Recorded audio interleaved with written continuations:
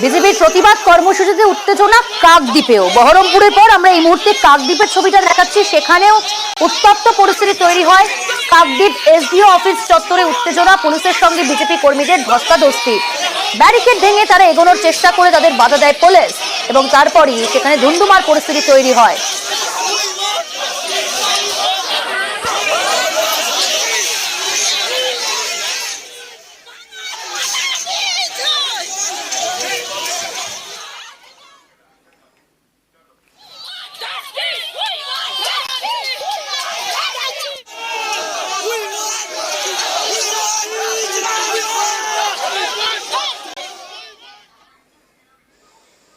আমরা আবারও নজর রাখছি আরজি করের ঘটনার প্রতিবাদে ফের পথে আজ জুনিয়র ডাক্তাররা।